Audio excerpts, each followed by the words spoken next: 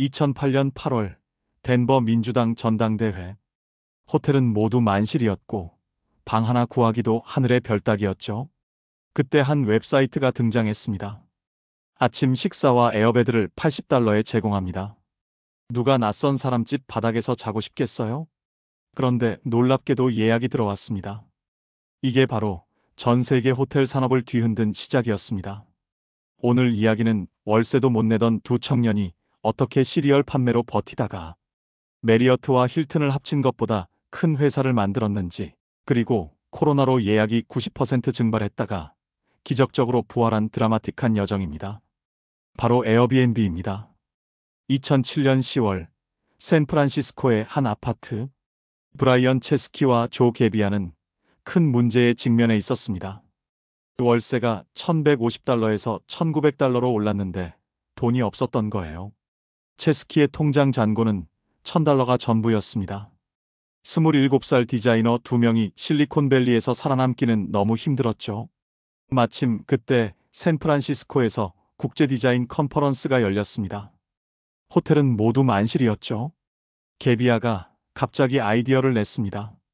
우리 거실에 에어 매트리스 놓고 대여하면 어때? 미친 소리 같았지만 다른 방법이 없었습니다. 그들은 에어 매트리스 3개를 샀고 간단한 웹사이트를 만들었습니다. 이름은 에어베드 앤 브렉퍼스트. 첫 손님은 30대 인도 남성, 40대 보스턴 남성, 35세 유타 여성이었습니다. 하룻밤에 $80, 아침 식사 포함이었죠. 3일 동안 $240씩 벌었습니다. 월세의 일부를 해결한 거죠. 하지만 더 중요한 건 깨달음이었습니다. 사람들이 낯선 사람 집에 기꺼이 돈을 내고 잔다. 2008년 2월 하버드 출신 엔지니어 네이선 블레차르지크가 합류했습니다. 공동 창업자이자 CTO가 된 거죠. 3명은 본격적으로 플랫폼을 개발하기 시작했습니다. 집주인이 방을 등록하고 여행자가 예약하는 시스템. 지금은 당연하지만 당시엔 혁명적이었습니다. 2008년 3월 사우스 바이 사우스 웨스트 페스티벌을 타깃으로 정식 런칭했습니다. 오스틴의 모든 호텔이 만실일 거라고 예상했죠. 그런데 결과는 예약 2건. 완전한 실패였습니다. 사람들은 여전히 낯선 사람 집에 자는 걸 꺼렸던 거예요. 돈이 바닥났습니다. 신용카드 빚만 $40,000. 체스키는 부모님께 돈을 빌리려 했지만 거절당했습니다. 호텔에 자면 되지 왜 남의 집에 자니? 부모님도 이해 못하는 사업이었죠. 투자자들도 마찬가지였습니다. 15개의 벤처 캐피탈을 만났지만 모두 거절당했습니다. 그때 2008년 미국 대선이 다가왔습니다. 체스키와 게비아는 기발한 아이디어를 냈습니다. 오바마와 맥케인 테마 시리얼을 만들어 파는 거였죠. 오바마 오스와 캡틴 맥케인지. 한 박스에 $40. 디자이너 출신답게 패키지는 완벽했습니다. 믿기 힘들겠지만 이 시리얼로 $30,000를 벌었습니다. CNN에도 보도됐죠. Y 콤비네이터의 폴 그레이엄을 만난 게 전환점이었습니다. 2009년 1월 그레이엄은 처음엔 시큰둥했습니다. 남의 집에 자는 사이트? 시장이 얼마나 크겠어? 하지만 시리얼 박스를 보고 생각이 바뀌었습니다. 시리얼을 팔 정도로 집념이 있구나. 그런 창업자는 성공한다. $20,000를 투자했습니다. Y 콤비네이터의 조언은 단순했습니다. 고객을 직접 만나라. 체스키와 게비아는 뉴욕으로 날아가 호스트들을 일일이 방문했습니다. 사진을 찍어주고 집을 어떻게 꾸밀지 조언했죠. 그러면서 깨달았습니다. 좋은 사진이 예약률을 3배 높인다는 것을. 전문 사진작가 프로그램을 시작한 이유였습니다. 2009년 3월 첫 시드 투자 $600,000를 받았습니다. 세쿼이아 캐피털이 주도했죠. 하지만 성장은 더뎠습니다. 2009년 말까지 예약은 하루 100건 정도. 월 매출은 겨우 $200,000였습니다. 많은 사람들이 틈새 시장이라고 평가했죠. 2010년이 변곡점이었습니다. 국제 확장을 시작한 거예요. 유럽 배낭여행객들이 에어비앤비를 사랑했습니다. 호스텔보다 싸고 현지인과 교류할 수 있었으니까요. 2010년 11월 시리즈 A $720,000,000를 그레이록 파트너스로부터 투자받았습니다.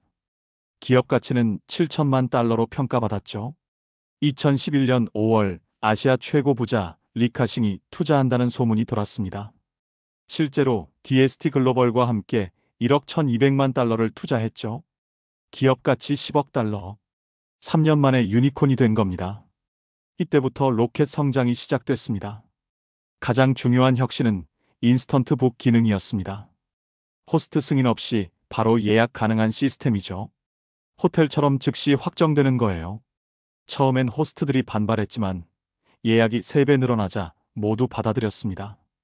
2012년 예약 건수는 400만 건을 돌파했습니다. 하지만 성장통도 있었습니다. 2011년 한 호스트의 집이 완전히 약탈당하는 사건이 발생했습니다. 언론은 에어비앤비의 위험성을 대서특필했죠. 체스키는 즉각 대응했습니다. 100만 달러 호스트 보증 프로그램을 만들고 24시간 고객 서비스를 시작했습니다. 위기를 기회로 바꾼 거죠. 2014년 4월 TPG 캐피털이 주도한 시리즈 D에서 4억 5천만 달러를 투자받았습니다. 기업 가치 100억 달러. 힐튼 호텔 시가총액의 절반에 달했죠. 이때 에어비앤비 숙소 수는 60만 개, 힐튼은 4,200개 호텔이었습니다. 방 하나 없는 회사가 호텔 체인을 위협하기 시작한 거예요. 2015년 에어비앤비는 쿠바에 진출했습니다. 미국 기업으로는 최초였죠. 오바마 정부의 쿠바 개방 정책을 활용한 거예요. 6개월 만에 쿠바는 에어비앤비 성장률 1위 국가가 됐습니다. 평균 월 수입이 20달러인 쿠바인들이 에어비앤비로 250달러를 벌기 시작했죠. 2016년 중국 진출을 발표했습니다. 중국명 아이비잉, 서로 사랑하며 환영한다는 뜻이었죠. 하지만 중국은 쉽지 않았습니다. 로컬 경쟁자가 강했고 문화적 차이도 컸습니다. 결국 2022년 중국에서 철수했죠. 2017년 3월 시리즈 F에서 10억 달러를 추가로 조달했습니다. 기업 가치 310억 달러. 메리어트의 시가총액을 넘어섰습니다. 세계 최대 호텔 체인보다 에어비앤비가 더 가치 있다고 평가받은 거예요. 이때 에어비앤비 등록 숙소는 300만 개를 돌파했습니다. 2019년은 변화의 해였습니다. 9월 상장 준비를 공식 발표했죠. S1 서류를 준비하던 중 숫자들이 공개됐습니다.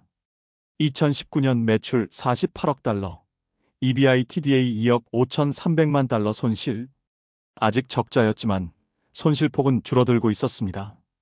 2020년 상반기 상장이 목표였죠.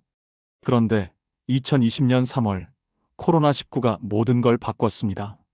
3월 한 달 동안 예약이 90% 감소했습니다. 10억 달러였던 월 예약액이 1억 달러로 줄었죠. 체스키는 나중에 12년 동안 쌓은 것이 4주 만에 사라졌다고 회고했습니다. 주가는 내부 평가 기준 180달러에서 60달러로 폭락했죠. 2020년 4월 14일 블랙 화요일 체스키는 전 직원의 25%인 1,900명을 해고한다고 발표했습니다. 퇴직금으로 14주치 급여와 1년치 의료보험을 제공했지만 가슴 아픈 결정이었죠. 시장은 에어비앤비의 종말을 예상했습니다. 여행이 사라진 세상에서 에어비앤비가 무슨 의미가 있겠습니까? 하지만 5월부터 이상한 일이 일어났습니다. 예약이 다시 늘어나기 시작한 거예요. 사람들이 도시를 떠나 시골로, 단기 여행 대신 장기 체류로 패턴을 바꾼 거죠. 리모트 워크가 새로운 트렌드가 됐습니다. 발리에서 한 달, 제주도에서 2달, 이런 식으로 일하며 여행하는 디지털 노마드가 폭발적으로 늘었습니다. 체스키는 빠르게 피벗했습니다. 리브 애니웨어라는 캠페인을 시작하고 장기 체류 할인을 강화했습니다. 검색 필터에 와이파이 속도, 책상 유무 같은 옵션을 추가했죠. 또한 청소 프로토콜을 강화해서 엔핸스드 클린 인증 제도를 만들었습니다. 코로나 시대에 맞는 여행 플랫폼으로 재탄생한 거예요. 놀랍게도 2020년 3분기 에어비앤비는 2억 1,900만 달러 순이익을 기록했습니다. 창업 이래 첫 분기 흑자였죠. 비용을 극단적으로 줄이고 장기 체류가 늘어나면서 가능했던 일입니다. 시장은 충격을 받았습니다. 팬데믹 중에 여행회사가 흑자라니요. 2020년 12월 10일 에어비앤비가 나스닥에 상장했습니다. 공모가 68달러였는데 첫날 종가는 144.71달러, 112% 상승했죠. 시가총액 1,020억 달러로 부킹홀딩스를 넘어섰습니다. 코로나로 죽을 뻔한 회사가 상장 첫날 1,000억 달러 기업이 된 거예요. 2021년은 폭발의 해였습니다. 백신 접종이 시작되면서 리벤지 트래블 붐이 일어났죠. 억눌렸던 여행 수요가 한꺼번에 터진 겁니다. 2021년 매출은 60억 달러로 전년 대비 77% 성장했습니다. 주가는 2021년 2월 219달러를 기록했습니다. 시가총액 1,300억 달러, 상장 2개월 만이었죠. 하지만 2022년부터 역풍이 불었습니다. 금리 인상으로 성장주 전체가 폭락했고 에어비앤비도 예외는 아니었습니다. 2022년 11월 주가는 63달러까지 떨어졌습니다. 정점 대비 71% 하락이었죠. 여행 수요 둔화, 경기 침체 우려가 겹쳤습니다. 그런데 실적은 달랐습니다. 2022년 매출 84억 달러, 순이익 19억 달러. 팬데믹 이전보다 훨씬 좋은 실적이었죠. 2023년은 더 놀라웠습니다. 매출 99억 달러, 순이익 48억 달러. 순이익률이 48%에 달했습니다. 100달러 벌면 48달러가 남았죠. 최근 에어비앤비의 성장 동력은 뭘까요? 첫째, 장기 체류입니다. 28일 이상 체류가 전체의 20%를 넘어섰습니다. 둘째, 체험 상품입니다. 현지인이 제공하는 요리 클래스, 투어 등이 인기를 끌고 있죠. 셋째, 럭셔리 시장입니다.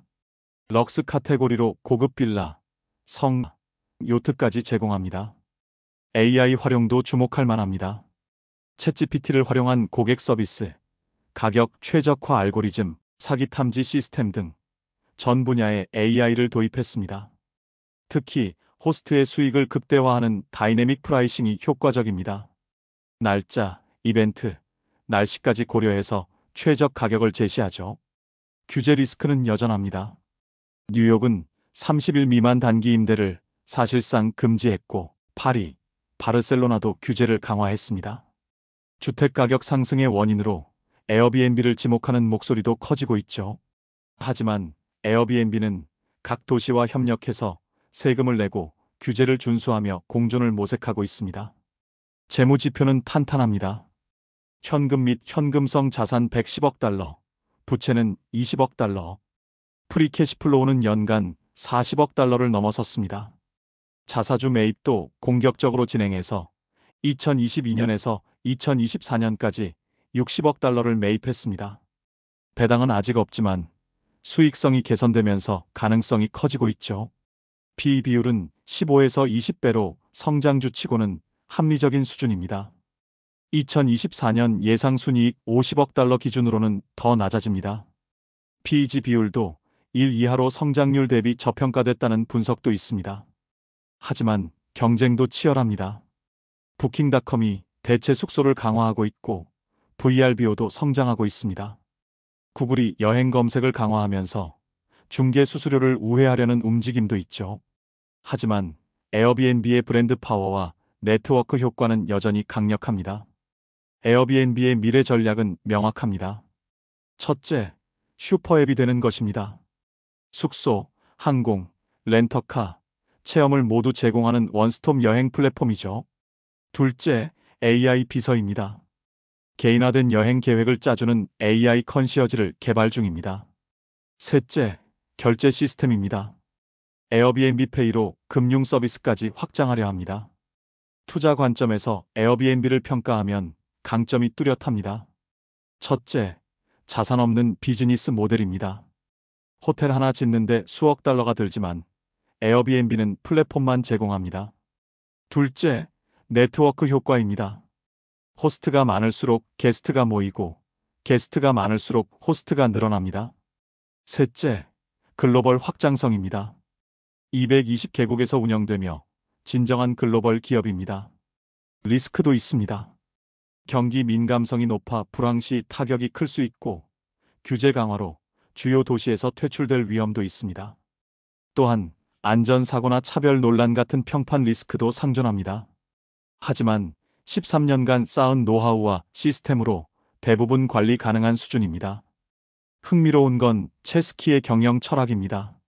그는 7성급 경험을 강조합니다. 5성급 호텔을 넘어서는 경험을 제공하자는 거죠.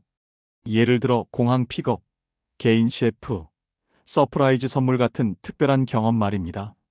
이런 철학이 에어비앤비를 단순 숙소 플랫폼이 아닌 경험 플랫폼으로 만들었습니다. 2025년 에어비앤비는 여러 도전에 직면해 있습니다.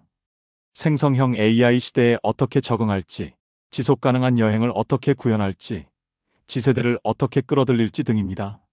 하지만 여행은 인간의 본능이고 현지인처럼 살아보고 싶은 욕구는 영원할 겁니다. 2007년 에어매트리스 세계와 시리얼 박스로 시작한 회사가 이제 1000억 달러 기업이 됐습니다. 메리어트가 90년, 힐튼이 100년 걸린 일을 에어비앤비는 13년 만에 해낸 거죠. 호텔 방 하나 없이 세계 최대 숙박 기업이 된 것.